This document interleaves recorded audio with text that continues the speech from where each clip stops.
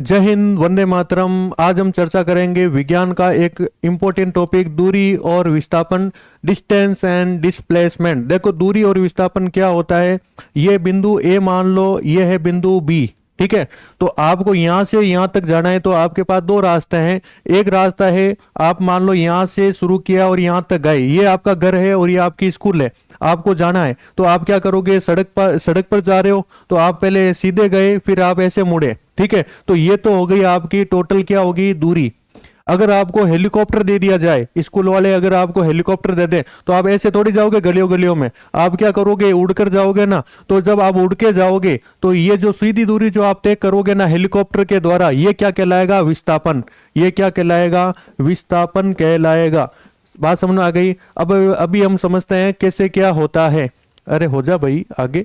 चलो, दूरी और विस्थापन, इसकी परिभाषा देख लेते हैं, इनमें क्या अंतर है। ठीक है, जो प्रश्न सबसे ज्यादा पूछे जाते हैं उनकी हम चर्चा कर लेते हैं। तो सबसे पहला है प्रारंभिक बिंदु और अंतिम बिंदु के बीच कुल दूरी। टोटल दूरी तो क्या कहलाएगी, आपके दूरी। ठीक है, प्रारंभिक बिंदु और अंतिम बिंदु के बीच में जो कुल दूरी तो वो क्या कहलाएगी, दूरी। और जो सीधी दूरी होती है वो क्या कहलाती है, विस्थापन कहलाती है। अब बात कर लेते हैं राशियों के बारे में कि दूरी कौन सी भौतिक राशि है। तो दूरी होती है अदिश राशि और विस्थापन होता है सदिश राशि। और दोनों का जो मात्रक है वो सेम होता है, मीटर। दोनों का मात्रक क्या मिलेगा आपको, मीटर मिलेगा। अब बात करते हैं कि दूरी धनात्मक होती है, ऋणात्मक होती है या शून्य होती है। तो दूरी हमेशा आपके क्या होगी, धनात्मक होगी। और विस्थापन की बात कर ले तो ये धनात्मक भी हो सकती है, ऋणात्मक भी हो सकती है और शून्य भी हो सकता है। ठीक है, अभी हम इससे संबंधित जो एमसीक्यू करेंगे उसमें आपको समझ में आ जाएगा। आप एक सामने डायग्राम देखिए, पाइथागोरस प्रमेय एक समकोण त्रिभुज है। ठीक है, एक व्यक्ति यहां से, इसको यहां से लेकर यहां तक जाना है। तो ये बिंदु ए हो गया, ये बिंदु बी हो गया। तो ये क्या करेगा, यहां से चलना शुरू किया और यहां तक गया। तो ये यहां पर 3 मीटर चला और इधर आपके 4 मीटर चला। ठीक है, तो टोटल दूरी कितनी हो जाएगी, 7 मीटर। टोटल दूरी कितनी हो जाएगी, 7 मीटर। लेकिन प्रारंभिक बिंदु ये है और अंतिम बिंदु ये है और हमें उड़कर जाना है, सीधा जाना है। तो सीधी दूरी कितनी हो जाएगी, सीधी दूरी को क्या कहते हैं, विस्थापन कहते हैं।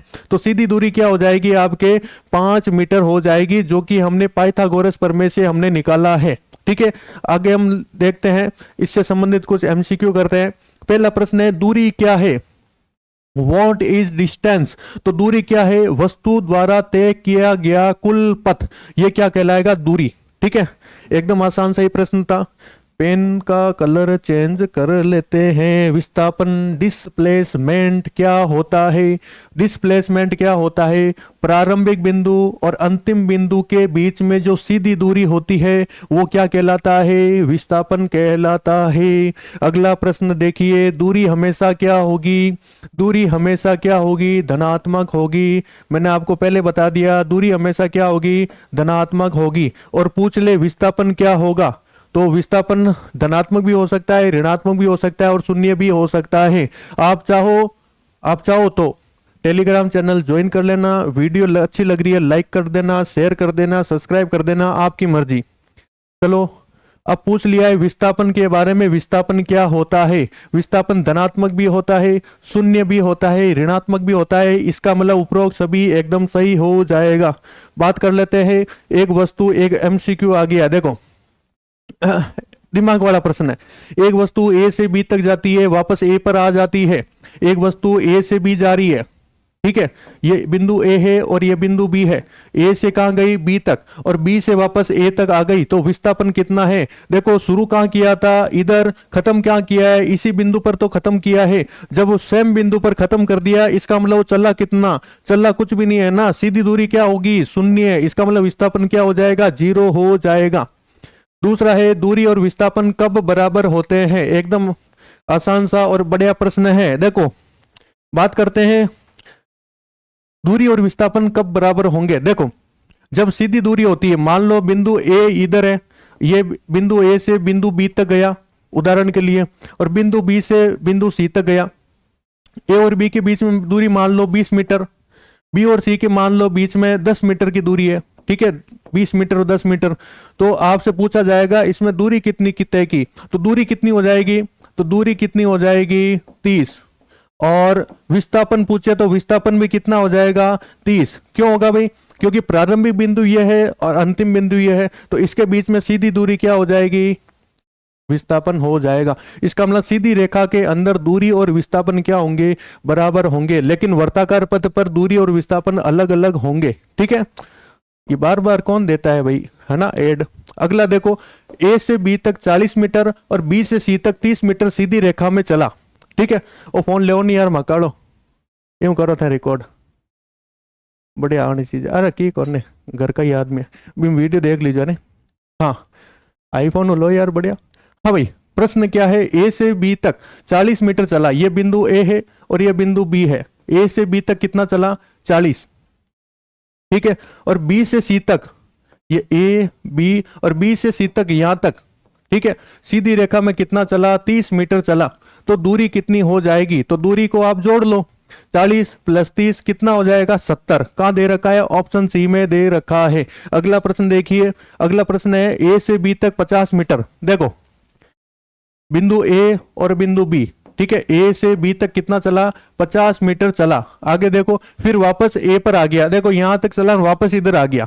ठीक है, तो विस्थापन कितना होगा, तो विस्थापन कितना हो जाएगा, आपको पता ही है, विस्थापन सीधी दूरी होती है। और जब वस्तु वापस लौट कर आ जाती है, सुबह का गया लौट कर घर पे आ गया शाम को, तो उसे भूला नहीं कहते हैं, उसको अपन क्या कहते हैं, विस्थापन। तो कितना हो जाएगा, 0 मीटर। अगला प्रश्न देखिए, एक व्यक्ति पूर्व दिशा में, देखो थोड़ा सा दिशाओं के बारे में जानकारी में दे देता हूं। यह है उत्तर, यह है दक्षिण, यह है पूर्व और यह है पश्चिम। ठीक है, एक व्यक्ति पूर्व दिशा में, इसका मतलब पूर्व दिशा ये वाली दिशा हो गई। ठीक है, कितना चला, 60 मीटर चला। कितना चला भाई, 60 मीटर चला। फिर उत्तर दिशा में कितना चला, 80 मीटर चला। कितना चला भाई, 80 मीटर चला। तो विस्थापन कितना होगा, और व्यक्ति शुरू कहां किया, खत्म कहां किया, शुरू यहां से किया, खत्म इधर किया। तो अगर आपको दूरी पूछे, तो दूरी में आपको इधर देखकर बता देता हूं, दूरी कितना हो जाएगी, 80 + 60 कितना होता है, 140। लेकिन हमें इसने हमको क्या पूछा है, विस्थापन पूछा है। इसमें आपको सीधी दूरी आपको निकालनी पड़ेगी, ये वाली दूरी आपको या विस्थापन निकालना पड़ेगा। तो इसको निकालने के लिए आप क्या करोगे, पाइथागोरस का प्रमेय लगाओगे। पाइथागोरस क्या कहता है, कर्ण स्क्वायर बराबर आधार स्क्वायर प्लस लंब का स्क्वायर। ठीक है, और ये आपके अंडर रूट के अंदर होगा। आधार का मान कितना दे रखा है, 60 का स्क्वायर, 60 का स्क्वायर प्लस 80 का स्क्वायर। ठीक है, 60 का स्क्वायर क्या होता है, 3600 प्लस 80 का स्क्वायर क्या होगा भाई, 6400। ठीक है, आप निकाल लेना, मैं आपके डायरेक्ट निकाल रहा हूं। और ये सारे आपके अंडर रूट में हैं, इन दोनों को जोड़ेंगे कितना आएगा, 10,000। और 10,000 का जो रूट होता है वो कितना आता है, 100। और मात्र किस में दे रखा है, मीटर के अंदर। तो ऑप्शन ए एकदम सही हो जाएगा, 100 मीटर आप निकाल लेना एग्जाम के अंदर। अगला प्रश्न है, एक वृत्त जिसकी त्रिज्या कितनी है, 7 सेंटीमीटर है, तो एक पूरा चक्कर करेगी तो दूरी कितना होगा। एकदम आसान सा प्रश्न है। ये आपके सामने एक वृत्त है और इस वृत्त की क्या दे रखी है, त्रिज्या दे रखी है। कितना दे रखा है, 7 मीटर दे रखा है। कितना मीटर दे रखा है, 7 मीटर। आपको पता है एक चक्कर जब ये पूरा करेगा, इसका मतलब एक चक्कर का मतलब क्या हो गया, चक्कर। चक्कर का मतलब ये क्या निकालना चाहता है, परिधि। और वृत्त की परिधि का फॉर्मूला क्या होता है, 2πr। क्या होगा भाई, 2πr होता है। 2 की जगह 2 लिख दो, पाई की जगह 22/7 लिख दो, और आर की वैल्यू, आर मतलब त्रिज्या, त्रिज्या की वैल्यू कितनी दे रखी है, 7।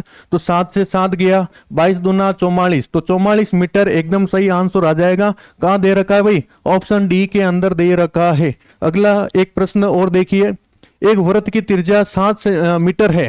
ठीक है, वापस वही प्रश्न है, और इस बार आपको क्या पूछा है, विस्थापन पूछा है। देखो एक वृत्त वापस ले लिया, कितना दे रखा है, 7 मीटर दे रखा है।